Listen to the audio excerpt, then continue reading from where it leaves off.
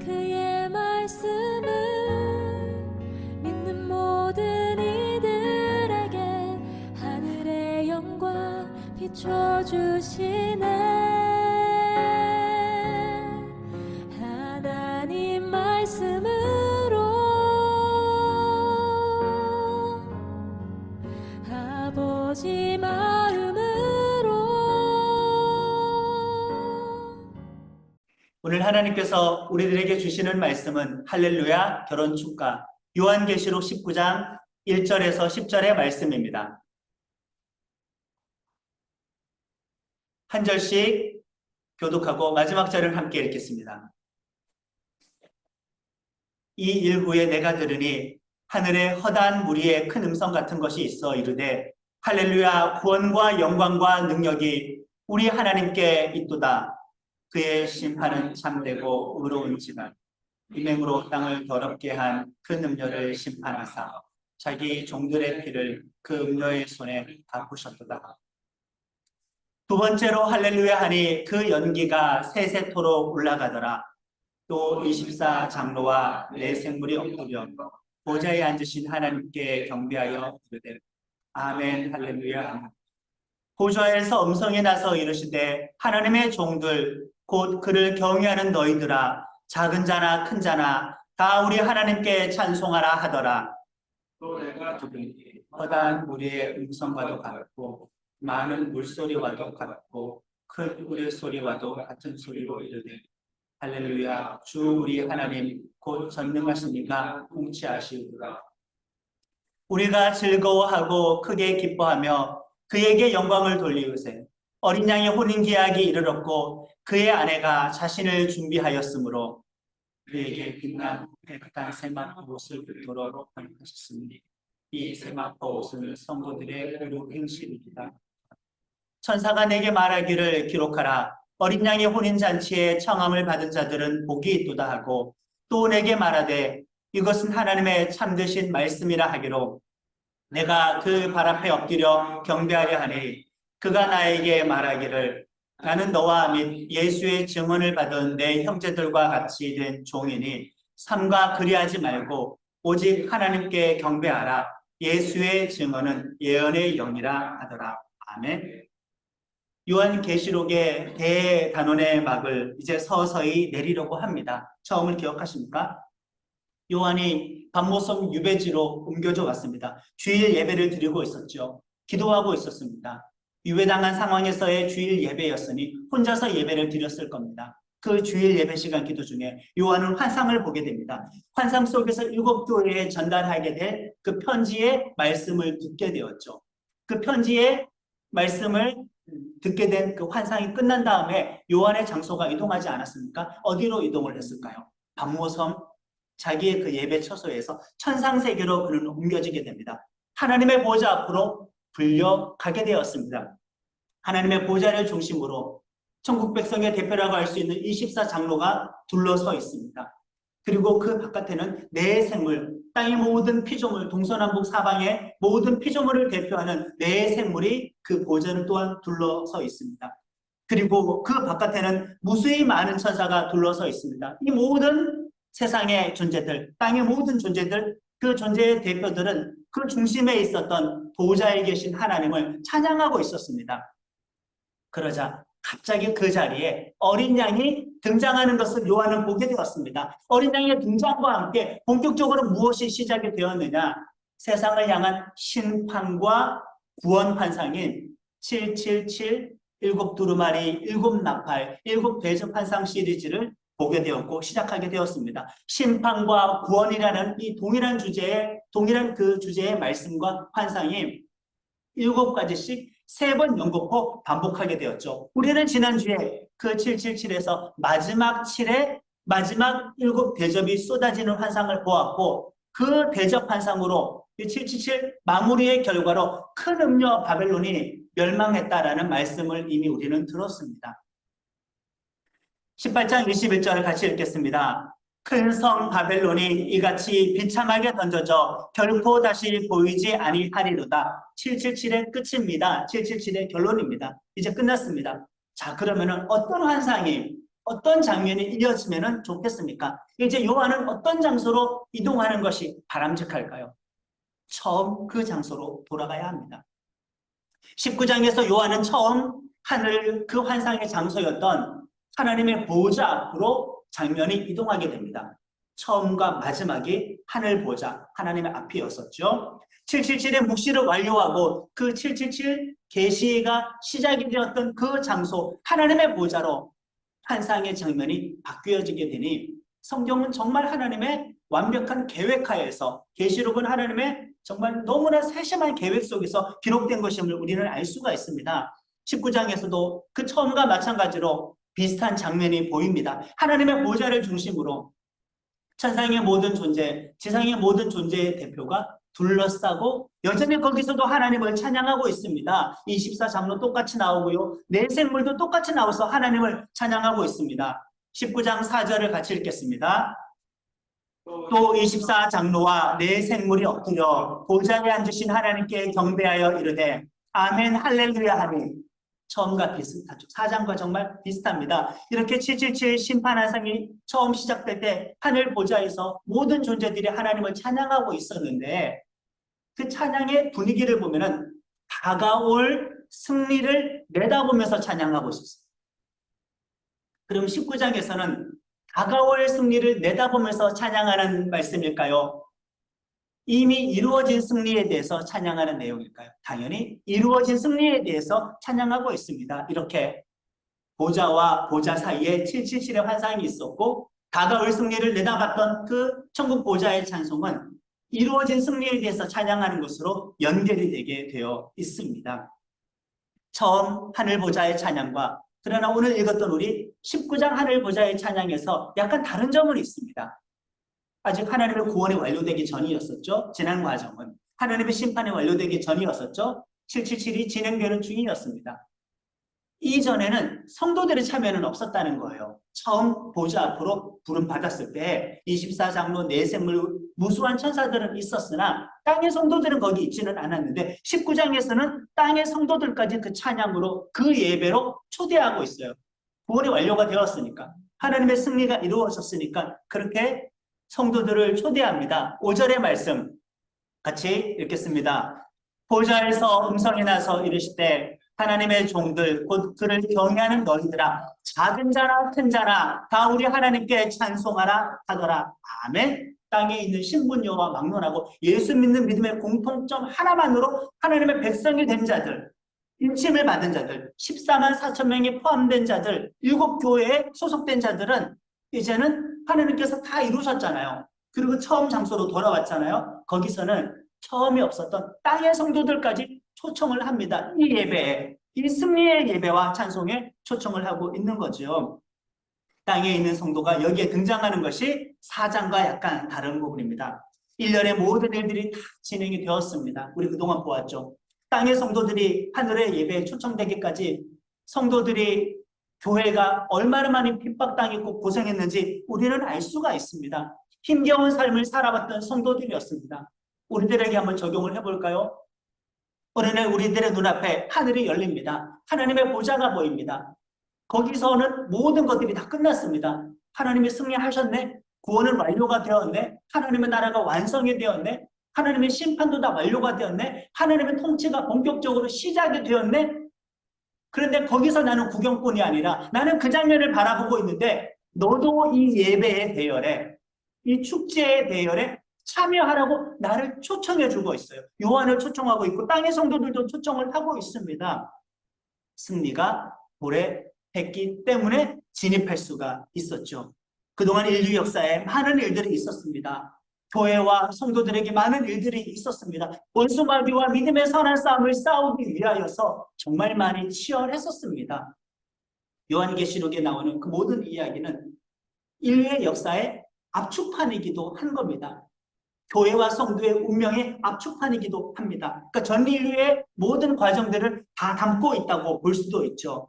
그런 땅의 성도들은 정말 많이 고생을 했었는데 여기에서 이루어진 일 앞에 초청을 받고 있으니 얼마나 많이 감격을 했겠습니까? 요한도 감격을 하는 거고 큰 자나 작은 자나 땅에 있었던 성도들도 얼마나 많이 감격했겠습니까? 벅차오르지 않으십니까? 지난 777의 심판 환상을 통해서 예수님 오신 때부터 예수님의 재림 때까지 인류 역사가 그 안에 다 들어가 있었죠. 우리는 그 과정 가운데에서 여러 가지 환상과 예언의 말씀으로 하나님의 심판하시는 일들이 심판의 진행을 보았어요. 하나님의 구원하시는 일들, 그 구원의 진행을 우리는 다 보았습니다. 이제 하나님의 구원과 심판이 완료되는 것을 보게 됩니다. 그것을 찬양하게 됩니다. 1절의 말씀과 2절의 말씀 같이 읽겠습니다. 이 일 후에 내가 들으니 하늘에서 허다한 무리의 큰 음성 같은 것이 이르되 할렐루야, 구원과 영광과 능력이 우리 하나님께 있도다. 그의 심판은 참되고 의로운지라. 음행으로 땅을 더럽게 한 큰 음녀를 심판하사 자기 종들의 피를 그 음녀의 손에 갚으셨도다 하고. 아멘. 교회와 성도 곧 우리는 이 찬양의 대열에 합류를 하게 됩니다. 그리고 뒤로 가면 갈수록, 본문을 읽으면 읽을수록 무엇을 찬양해야 되는지, 왜 찬양해야 되는지 더 자세하게 밝혀주고 있습니다. 6절의 말씀 함께합니다. 할렐루야, 주 우리 하나님 곧 전능하신 이가 통치하시도다. 아멘. 예수님의 재림과 함께 이제 본격적으로 시작하게 될 하나님의 완전한 통치하심에 대해서 찬양을 하는 거죠. 예수님의 재림과 함께 본격적으로 시작될 하나님의 완전한 통치, 새로운 창조 질서 가운데, 회복된 질서 가운데 통치가 그때부터 진행이 되어지니까 그것을 지금 찬양을 하는 건데, 본문을 읽으면서 할렐루야가 4번 들어갔던 거 기억하십니까? 우리는 신약의 할렐루야가 많이 들어갔을 거라고 생각하지요. 구약에는 정말 많이 들어가 있습니다. 물론 찬양이라는 말은 신약에 말이 있어요. 하나님을 찬양하라, 뭐 경배하라, 경외하라 이런 말은 많이 있지만은 할렐루야라는 이 단어 자체, 여호와를 찬양하라는 이 히브리어 단어 자체가 신약에서는 정작 지금까지 한 번도 나오지 않았습니다. 요한계시록에서만 4번 나오는데 그것도 19장에서만 나오고 있어요. 찐 찬양의 장면이라는 거죠. 정말 찐 축하의 장소라는 겁니다. 찬양의 이유와 내용, 엄청난 감격이 여기에 다 담겨 있는 겁니다. 하나님의 구원과 심판과 통치에 대해서 신약에서 유일하게 할렐루야를 써가면서 이렇게 찬양을 하고 있어요. 그런데 이 찬양이 서서히 또 갑자기 결혼 축가로 바뀌게 됩니다. 할렐루야에서 시작을 했는데 결혼 축가로 바뀌어지게 됩니다. 7절의 말씀을 함께합니다. 우리가 즐거워하고 크게 기뻐하며 그에게 영광을 돌리세. 어린 양의 혼인계약이 이르렀고 아내가 자신을 준비하였으므로. 아멘. 하나님의 통치, 승리, 구원, 심판, 하나님 나라의 모든 완성에 대해서 찬양을 하고 성도를 초청했는데, 땅의 모든 대표들 다 참석했는데, 하늘의 모든 대표들 다 참석했는데, 그 하나님을 향한 승리의 찬양이 갑자기 결혼 축가로 성격이 바뀌어지게 됩니다. 아담과 하와가 뱀의 유혹에 속아서 하나님과 단절되었던 거 기억하시죠? 역사적인 사건이기도 하지만 상징적인 사건이기도 합니다. 그 이후로 인류가 여전히 하나님과 단절되었어요. 노아의 홍수로 심판을 받아버렸습니다. 아브라함을 불러내어서 하나님의 거룩한 백성 만들려고 했는데 애굽에서 400년 종살이 하는 동안 하나님과 단절이 되어버렸습니다. 그들을 출애굽시켰습니다. 성막을 만들어서 그들 속에 임재하셨습니다. 그런데 그들은 성막이 있었음에도, 율법을 받았음에도, 시내산에서 계명을 받았음에도 하나님과의 관계가 깨어져서 1세대가 광야에서 다 죽게 되었습니다. 이 세대는 율법의 제일 교육을 받고 가나안 땅에 진입을 해서 정착했는데 우상 숭배에 빠져서 하나님과 단절했습니다. 그럴 때마다 하나님께서 삼손, 입다, 온니엘과 기드온과 같은 사사들을 보내어서 하나님으로부터 그들의 관계를 회복시키기 위해서 애를 썼음에도 불구하고 사사기도 실패를 했어요. 단절과 단절과 단절의 반복이었습니다. 다윗과 같은 의로운 왕이 통해서, 솔로몬의 성전 건립을 통해서 하나님의 백성이 하나님과의 관계를 회복하는 듯 했었지만 그들은 우상 숭배를 해서 다윗 왕조도 무너지게 되었고 성전도 파괴가 되었고 하나님과의 관계가 또 단절되어 버렸습니다. 포로로 끌려가 버렸습니다. 흩어졌습니다. 포로로 돌아왔네요. 그 다음부터 구약과 신약의 이 중간기 400년 동안 제국의 지배를 계속 받으면서 이들은 하나님과 단절된 영적인 암흑기의 삶을 살아가고 계속 메시아를 기다렸다는 것. 하나님께서 드디어 예수님을 보내주셨는데 그 예수님의 십자가 사건으로 말미암아 하나님 아버지와 잃어버렸던 주의 백성들을 연결시켰어요. 복구시켜 놨는데 교회의 시대가 되었습니다. 성령의 시대가 되었습니다. 그런데 이제 계시록에 기록될 때 로마의 황제와 모든 세상 사람들은 기독교인들을 핍박시킵니다. 핍박합니다. 하나님과의 관계를 끊어놓으려고 우상 숭배를 통하여 하나님과 분리시키기 위해서 계속 많이 애를 쓰고 있죠. 처음 에덴 동산의 모습이 온데간데 없이 사라진 것 같습니다. 자, 하나님께서 원래 에덴 동산을 회복시켜야 하지 않겠습니까? 에덴 동산에서의 하나님과 사람의 친밀감 그 이상으로 회복시켜야 하지 않겠습니까? 그러면 결론이 결혼이 되는 겁니다. 우리가 하나님을 믿는 믿음의 결론은 회복의 끝은 예수님과 우리와 결혼식이 되어야만 마땅합니다. 모든 관계, 단절을 반복했었던 인류의 모든 그 역사를 완벽하게 치유하고 회복하기 위해서는 영원히 끊어지지 않을 사랑으로 우리가 예수님과 혼인해야 된다. 교회와 성도는 신부가 되어야 합니다. 하나님께서 드디어 그 말씀을 여기서 하고 있는 거죠. 요한계시록 후반부로 가면 어린 양의 혼인잔치에 대한 이야기가 나오는 겁니다. 사랑이 드디어 결실하는 겁니다. 모든 사랑의 마지막 열매는 결혼이어야 하는 거죠. 사랑의 관계로 우리를 예수님과 하나가 되게 하십니다. 이 모든 일들은 하나님께서 계속 진행하고 계십니다. 그래서 하늘 보좌에서 하나님의 승리와 통치하심에 대한 찬양을 하다가 갑자기 하나님을 향한 찬양이 우리와 예수님과의 혼인에 대한 결혼 축가로 바뀌어지게 되는 거죠. 우리가 인내하면서 예수님을 믿었습니다. 예수님께서 재림하심과 동시에 하나님의 완전한 통치가 시작이 되는데 우리의 인내에 대해서 보상을 받습니다. 우리의 믿음은 결실하게 됩니다. 예수님을 향한 우리의 그리움과 기다림과 사랑은 결혼으로 결실을 하게 됩니다. 물론 상징적인 표현이죠. 육체적인 표현이거나 어떤 성적인 의미는 아닙니다. 지난 성경을 통하여 우리는 인류의 모든 역사를 다 훑어보았으니 더구나 이 장면이 감격스럽지 않습니까? 할렐루야를 4번 쓸만하죠. 신약에서 유일하게. 여기까지 오게 된 요한계시록의 환상의 과정을 생각하면은 이보다 더 좋을 수는 없다. 이보다 더 해피엔딩이 있을 수는 없다입니다. 7절의 말씀을 함께합니다. 우리가 즐거워하고 크게 기뻐하며 그에게 영광을 돌리세. 어린 양의 혼인 계약이 이르렀고 그의 아내가 자신을 준비하였으므로. 아멘. 어린 양의 혼인 계약이 이르렀다고 합니다.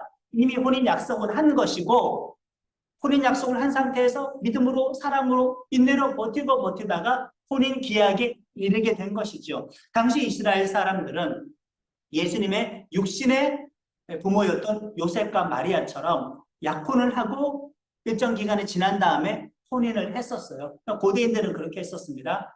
약혼 자체를 거의 결혼이 성립한 것처럼 그렇게 인정하고 서명되기도 했었습니다.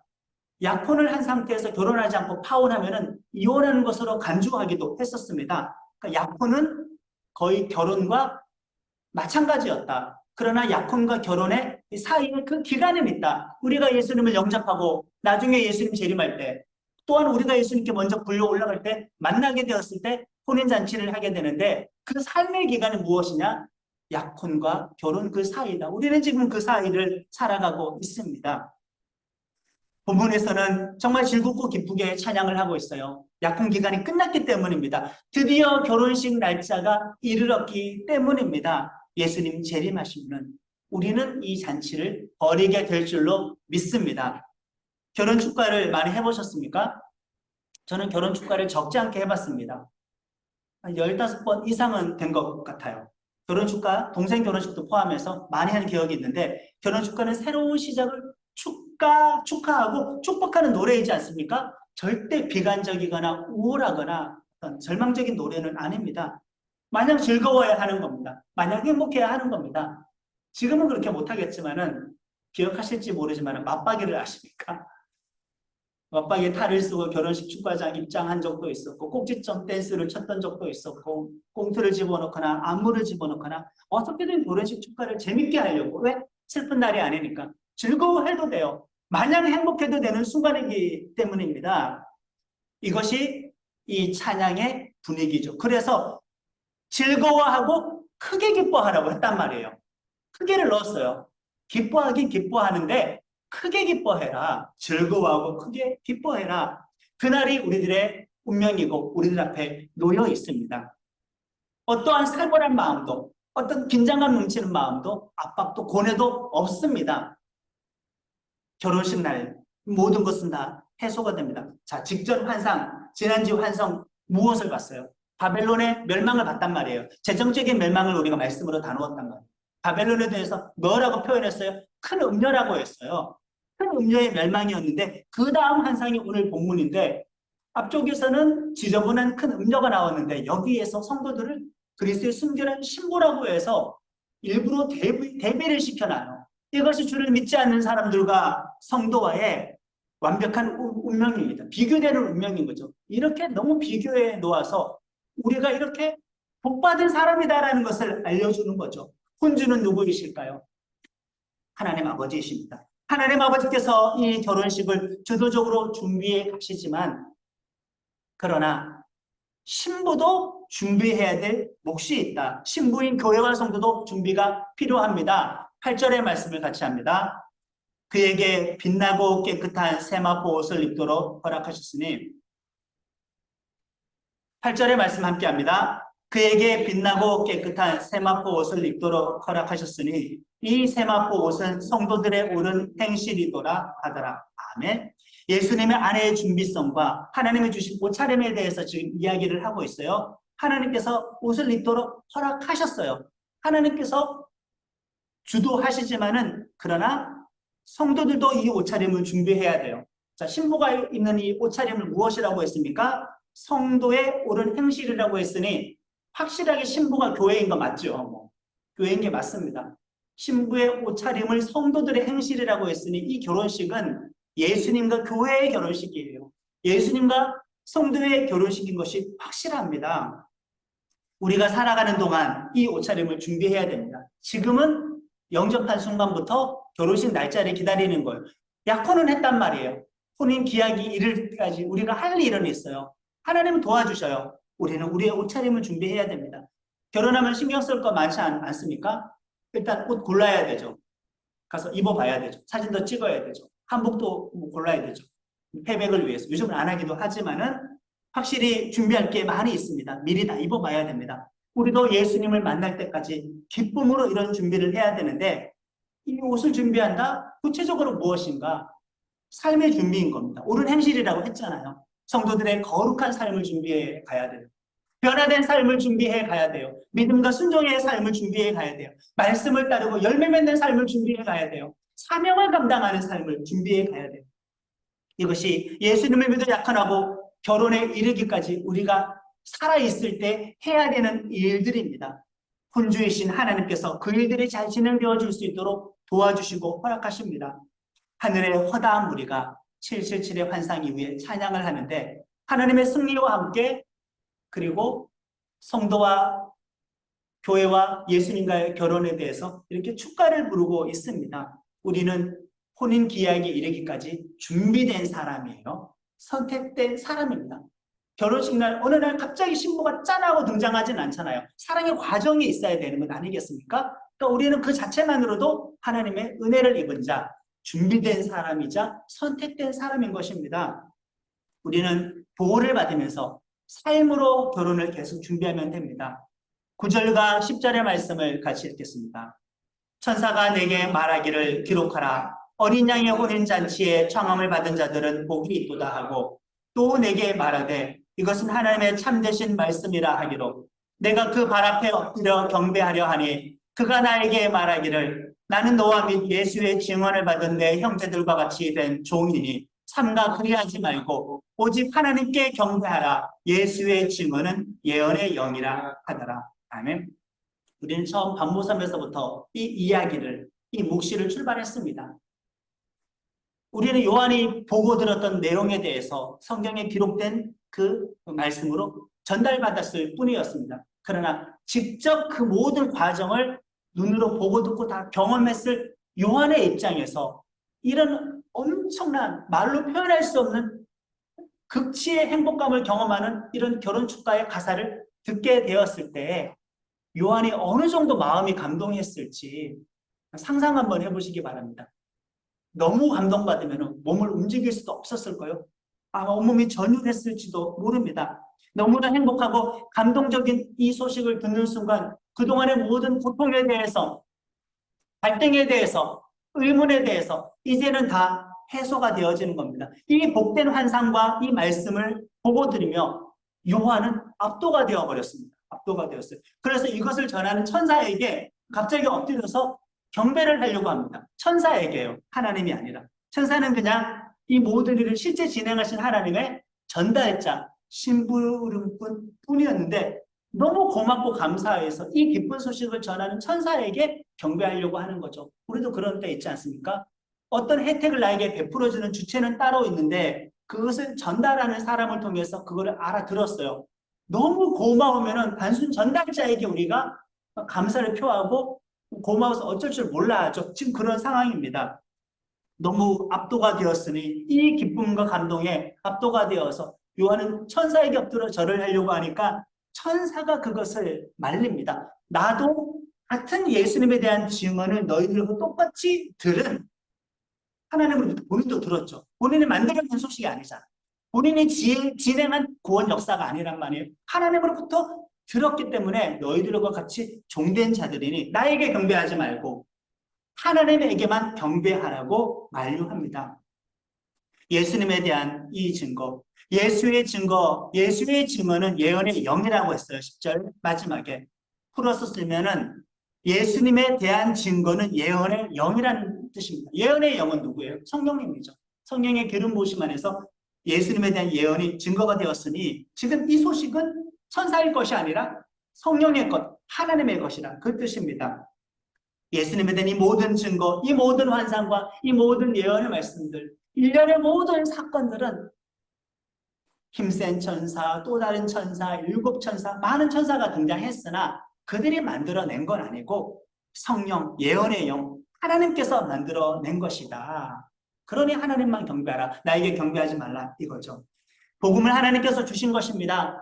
복음을 전했을 때, 복음을 전달받았을 때 누군가는 엄청난 감격에 휩싸여서 그 전달자에게 영광을 다 돌리려고 하지만 사역자들은 이때 당연히 조심해야 되겠죠. 복음이 아무리 좋다고 한들 사역자가 높아질 수는 없습니다. 예수님에 대한 모든 증거는 성령의 것, 하나님의 것입니다. 그리고 이 표현으로 인해서 우리는 하나를 느낄 수가 있는데 사명 또한 느끼게 됩니다. 이 기쁜 소식을 예언의 영, 성령에 의해서 전달해야 되겠다라는 천사처럼 사명도 느끼게 됩니다. 요한처럼 똑같은 사명도 느끼게 됩니다. 우리도 천사처럼 예수님에 대한 증언을 전달해야 합니다. 누군가를 예수 영접하게 해야 합니다. 그리고 예수님과 약혼하게 해야 합니다. 그 약혼이 결혼까지 이어지도록 잘 돌봐야 합니다. 그의 믿음이 성장할 수 있도록 잘 이끌어줘야 합니다. 그동안 요한계시록을 우리가 배우면서 묵상하면서 핍박당하는 성도들에게 무엇이 많이 요구가 되었습니까? 믿음과 인내, 이 두 가지가 요구가 되었습니다. 믿음과 인내로 승리해라. 믿음과 인내로 이긴 자가 되어라. 계속 이거 반복적으로 강조했어요. 자, 인내라는 말을 다른 말로 바꿀 수 있겠죠. 인내는 참고 기다리는 거예요. 어떤 것에 대해서? 소망으로 바꿀 수 있겠죠. 믿음과 소망으로 승리하라. 믿음과 소망으로 승리했더니 그 결과가 무엇이에요? 결혼식이에요. 사랑으로 결과가 맺혔습니다. 그래서 믿음과 소망, 사랑 이 세 가지는 항상 있을 것인데 그 중에 제일은 사랑이 되는 겁니다.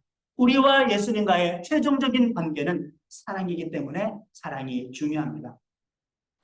나중에 우리가 하나님의 보좌 앞에 믿음의 승리자가 되어 서게 되었을 때 하나님께서 완성하신 그 구원과 심판과 승리와 통치로 인해서 찬양을 하게 될 것입니다.